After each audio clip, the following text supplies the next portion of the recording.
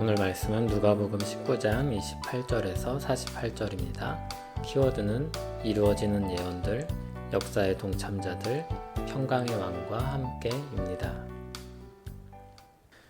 예수께서 이 말씀을 하시고 예루살렘을 향하여 앞서서 가시더라. 감람원이라 불리는 산 쪽에 있는 벳바게와 베다니에 가까이 가셨을 때 제자 중 둘을 보내시며 이르시되 너희는 맞은편 마을로 가라. 그리로 들어가면 아직 아무도 타보지 않은 나귀 새끼가 매어 있는 것을 보리니 풀어 끌고 오라. 만일 누가 너희에게 어찌하여 푸느냐 묻거든 말하기를 주가 쓰시겠다라 하시매 보내심을 받은 자들이 가서 그 말씀하신 대로 만난지라.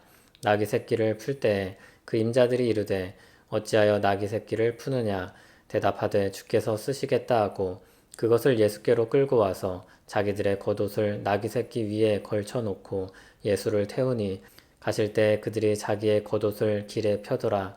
이미 감람산 내리막길에 가까이 오심에 제자의 온 무리가 자기들이 본 바 모든 능한 일로 인하여 기뻐하며 큰 소리로 하나님을 찬양하여 이르되 찬송하리로다. 주의 이름으로 오시는 왕이여 하늘에는 평화요 가장 높은 곳에는 영광이로다 하니 무리 중 어떤 바리새인들이 말하되 선생이여 당신의 제자들을 책망하소서 하거늘 대답하여 이르시되 내가 너희에게 말하노니 만일 이 사람들이 침묵하면 돌들이 소리 지르리라 하시니라. 가까이 오사 성을 보시고 우시며 이르시되 너도 오늘 평화에 관한 일을 알았더라면 좋을 뻔하였거니와 지금 내 눈에 숨겨졌도다. 날이 이를지라 내 원수들이 토둔을 쌓고 너를 둘러 사면으로 가두고 또 너와 및 그 가운데 있는 내 자식들을 땅에 메어치며 돌 하나도 돌 위에 남기지 아니하리니 이는 내가 보살핌 받는 나를 알지 못함을 이남이니라 하시니라. 성전에 들어가사 장사하는 자들을 내쫓으시며 그들에게 이르시되 기록된 바 내 집은 기도하는 집이 되리라 하였거늘 너희는 강도의 소굴을 만들었도다 하시니라. 예수께서 날마다 성전에서 가르치시니 대제사장들과 서기관들과 백성의 지도자들이 그를 죽이려고 꾀하되 백성이 다 그에게 귀를 기울여 들으므로 어찌할 방도를 찾지 못하였더라. 아멘. 예수님께서 예루살렘에 들어가십니다.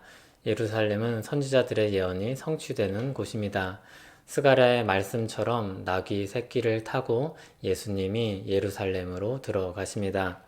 시온에 따라 크게 기뻐할지어다. 예루살렘에 따라 즐거이 부를지어다. 보라 내 왕이 내게 임하시나니 그는 공의로우시며 구원을 베푸시며 겸손하여서 나귀를 타시나니 나귀의 작은 것 곧 나귀 새끼니라. 내가 에브라임의 병거와 예루살렘의 말을 끊겠고 전쟁하는 활도 끊으리니 그가 이방 사람에게 화평을 전할 것이요 그의 통치는 바다에서 바다까지 이르고 유브라데 강에서 땅끝까지 이르리라. 하나님의 어떤 예언은 실제로 그 날이 되어서 이루어지기 전까지 도무지 어떻게 될지 알 수 없는 것도 있습니다. 그런데 하나님의 때가 되면 그 일들은 틀림없이 성취될 것입니다. 예수님께서 나귀를 타고 예루살렘으로 들어가십니다. 예수님으로부터 특별함을 느꼈던 사람들이 환호하며 예수님을 맞았습니다. 그들이 외친 말은 시편 118편의 한 대목입니다. 여호와 이름으로 오는 자가 복이 있으며 우리가 여호와의 집에서 너희를 축복하였도다. 바리새인들은 이 말을 듣고 싶지 않았습니다. 그들의 입을 막으려고 했습니다. 그러나 주님은 그럴 수 없다고 하십니다. 혹여나 그들이 입을 닫으면 돌들이 소리를 지를 것이라 하셨습니다. 하나님의 일은 그 무엇으로도 멈출 수 없는 것입니다. 예수님께서 예루살렘으로 들어가실 때 많은 사람들이 환호했습니다. 자신들의 나름의 기대를 가지고 반겼습니다. 그러나 주님은 자신이 그곳에서 무엇을 하러 오셨는지 분명하게 알고 계셨습니다. 고난당하고 죽으실 것입니다.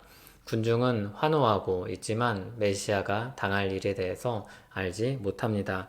분명 예수님은 스가랴의 말씀처럼 평화를 주시는 왕으로 오셨지만 군중은 메시아가 평화를 주는 방식에 대해서는 알지 못했습니다. 거기서 왕으로 오신 예수님은 거부당하고 죽임을 당하게 될 것입니다. 그런 일을 행한 예루살렘으로 일컬어지는 이스라엘 백성들은 그것으로 인해 오히려 심판을 받게 될 것입니다. 예수님은 그런 그들의 처지를 생각하시며 안타까워하시고 괴로워하시며 우셨습니다.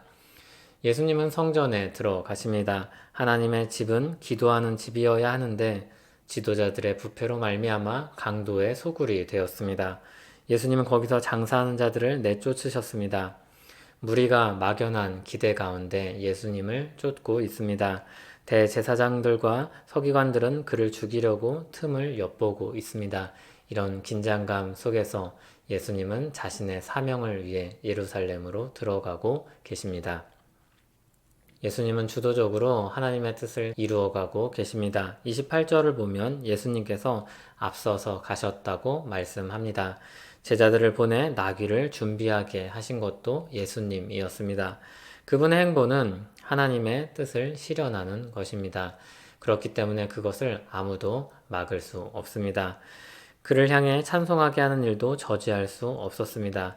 혹시 저지하려고 하였다면 다른 방식으로 그분은 찬미를 받으셨을 것입니다. 예수님께서 성전을 깨끗하게 하시고 성전에서 가르치셨습니다. 대제사장들과 서기관들은 그가 못마땅했고 그를 맞고 죽이고자 했습니다. 그러나 그럴 수 없었습니다. 그렇게 모든 일은 하나님의 뜻대로 이루어지고 있었습니다.